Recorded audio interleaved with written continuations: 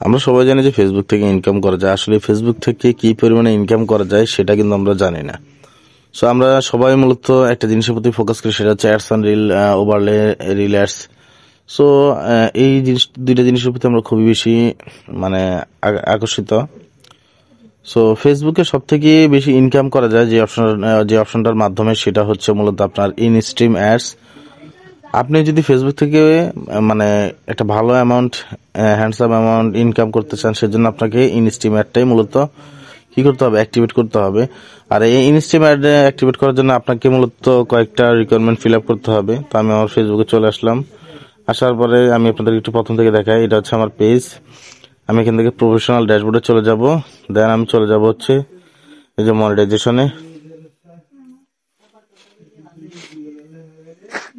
এই মনিটাইজেশন আসার পরে আমি আপনাদেরকে যদি দেখাই যে ইনস্ট্রিম অ্যাডস আমার 5/5 ক্রাইটেরিয়া মিট, মানে সব ঠিক আছে।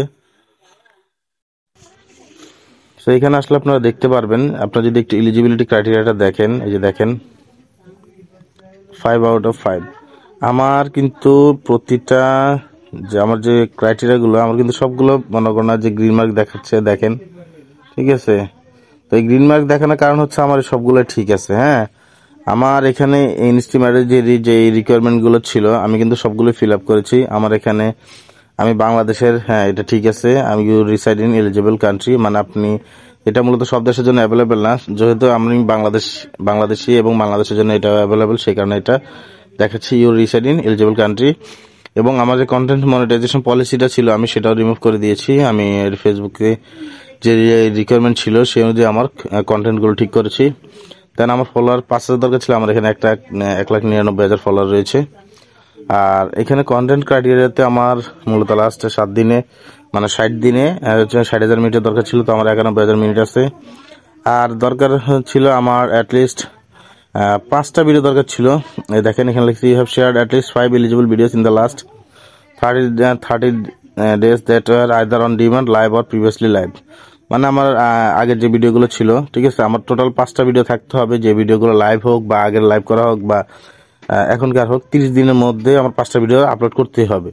সো এই 5টা রিকোয়ারমেন্ট আমি ফিল আপ করার পরে কিন্তু আমি এখন ওয়েট করতেছি কবে আমাকে তারা ইনস্টিমেট সেটআপের অপশনটা দিবে, যেহেতু আমার রিকোয়ারমেন্টটা কমপ্লিট। আর আমার পেজে যা আছে সব আমার নিজের কন্টেন্ট। আপনারা যদি চান আপনারা আমার পেজটাকে ভিজিট করতে পারেন। সো ফেসবুকে আমি তো আপনাদেরকে বলেছি, আপনারা যদি না দেখেন যে কিভাবে কন্টেন্ট মনিটাইজেশন পলিসিটা সেটা রিমুভ করবেন, আমার একটা ভিডিও আছে, আপনারা আমার ইউটিউব চ্যানেল অবশ্যই চেক করবেন, ঠিক আছে, যে কিভাবে আপনার পলিসি ইস্যুটা রিমুভ করবেন। হ্যাঁ, ওইটা দেখলে আপনার সব ধরনের কনফিউশন ক্লিয়ার হয়ে যাবে। সো আপনারা যদি ফেসবুক থেকে ইনকাম করতে চান, আমি বলবো যে ইনস্ট্রিম অ্যাডের প্রতি আপনারা একটু ফোকাস দেন, কারণ এই ইনস্ট্রিম অ্যাডের মূলত ইনস্ট্রিম অ্যাড থেকে আপনারা একটা ভালো অ্যামাউন্ট ইনকাম করতে পারবেন। অ্যাডস অন রিল থেকেও পারবেন, তবে ইনস্ট্রিম অ্যাড থেকে আপনারা বেশি পারবেন। সো ভিডিওটি যদি আপনাদের ভালো লাগে এবং মনে হয় যে আপনাদের কাছে যে ইনফরমেটিভ, তাহলে অবশ্যই আমার চ্যানেলকে সাবস্ক্রাইব করবেন এবং ভিডিওটি বেশি বেশি শেয়ার করবেন। ধন্যবাদ সবাইকে। আসসালামু আলাইকুম।